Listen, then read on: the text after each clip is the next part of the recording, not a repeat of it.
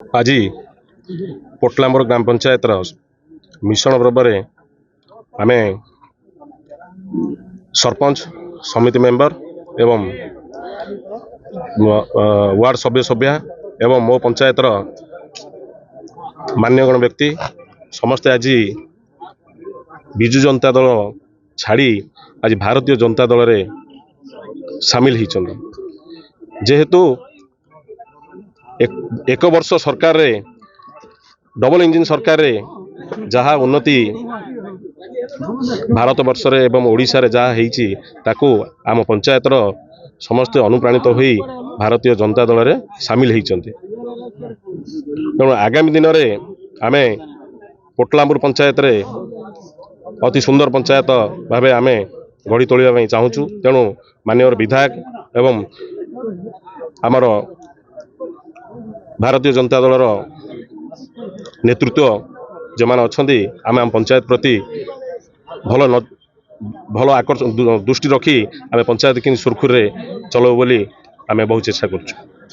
पोटलांबुर पंचायत सरपंच समिति ward member जो माने बहुत दिन है विजु जनता दल रे दायित्व रही विजु जनता दल को जो सक्रिय भाव जो माने काम करुले समस्त नेतृवृंद एठी आज भारतीय जनता पार्टी रे योगदान देइछथि। एठी आमे भी जेहेतु मु विधायक हैला परे मु भी चाहूँची जदि विकास जदि मन करे आगेबा जेहेतु आपण माने ओडिशा सरकार सहित रुहतु हेले ताहाले विकास पहुँच पारिबो।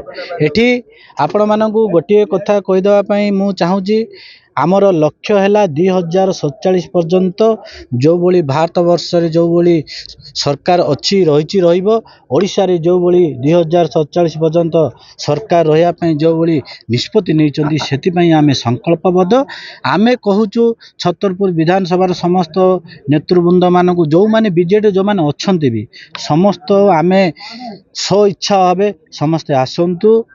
भारतीय जनता पार्टी हाथ मुठा टाण अच्छी आपण माने आसिले आउरी टाण हम समस्ते पंचायत रे मिलमिशी काम करिबा अति सुंदर पंचायत करिबा छतरपुर अति सुंदर छतरपुर विधानसभा आमे समस्ते मिलमिशी समस्ते गड़ी उठिबा। एठी गोटे लक्ष्य हला एठी छतरपुर विधानसभा विकास ही विकास पहुँचबो। एठी आपण माने देखुथिबे जदि आम सरकार आसिला परे आपण देखुथिबे आयुष्मान योजना ओडिशा रे लागू हैला एठी सुभद्रा योजना लागू हैला आपण माने जो आपण जो कहते जो भत्ता से भत्ता भी पाखापाखि 3500 टंका लागू हैला।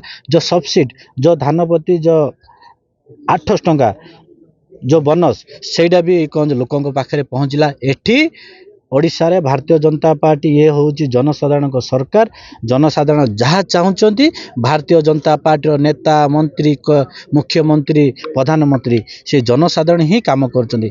मु एति अनुरोध करी कहूची समस्त आसंतु मिली मिसी भारतीय जनता पार्टी एक शक्तिशाली करबा समाने ओडिशा रे देखे देबे जे छतरपुर विधानसभा भितर समस्त एकजुट अछंती भारतीय जनता पार्टी लाई काम करछंती।